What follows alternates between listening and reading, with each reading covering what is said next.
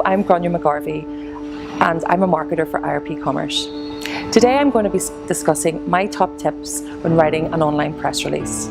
So it's not just writing, but it's also who you target, what you say, and the value an online press release can mean to your business. Because what I like to say is there's no point having a great product if nobody knows about it. So publishing online is a great way of raising your profile with the media, with your stakeholders, and potentially getting new customers. An online press release is very similar to writing a press release for print, but there are some subtle differences, and today I'm going to let you know what they are. The first thing to think about is, when is a press release necessary? Just because you think it's news to your company does not necessarily mean it's news to a journalist. So for example, if you have a summer sale or you're launching a generic product, yes, it's brilliant news for your company, but a journalist, they don't really see that as having news value.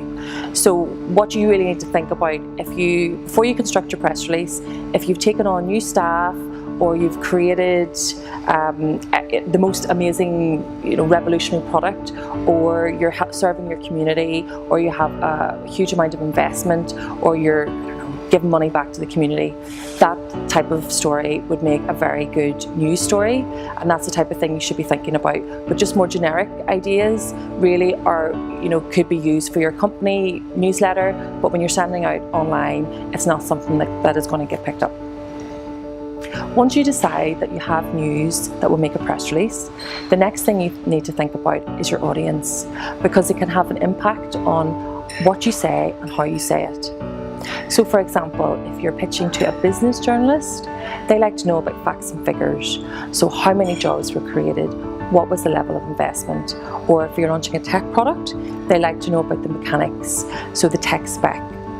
But if you're launching, on the flip side, to a consumer journalist, they like to know about trends, people involved, the product in relation to how it can help our everyday lives. So understanding the two will give you a greater impact, and it will mean that your story has a better chance of getting used. So you've done a little bit of prep work, you've got your press release ready, you've worked out who you're going to target with. The next thing to look at is what goes in it. So it's easier to follow a structured format to make it easier for yourself to make sure you're covering all the information, and easier for a journalist to pick it up. So I like to follow the who, what, where, when and why format. So who is involved in the story? Who are the key people? What is new about this particular product or service? Why are you doing it? Will it create new jobs? Will it create investment? When is it happening? So is there a particular date for an event? Or is there another significant date around, say, your 10th anniversary? And how did it come about? Was it a brainwave in the night? Was it a 10-year relationship that this idea just came out of? So if you think of all those 5 points, and if you write it in such a way that journalists know that kind of format, and it'll be easy for them to understand and follow up. A common question I'm asked is, how long should a press release be?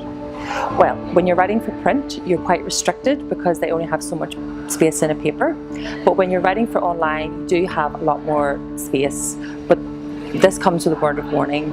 It doesn't mean you should ramble on and, make your press release 10 times the length that it really should be.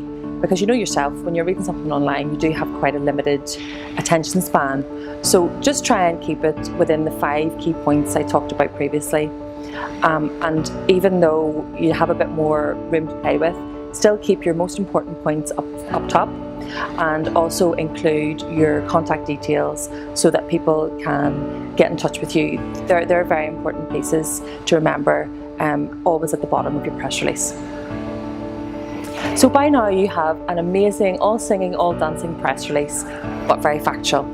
What do you do now? How do you get it out there? How do you get it picked up, and how do you get it noticed? Well, there's loads of different ways to do it.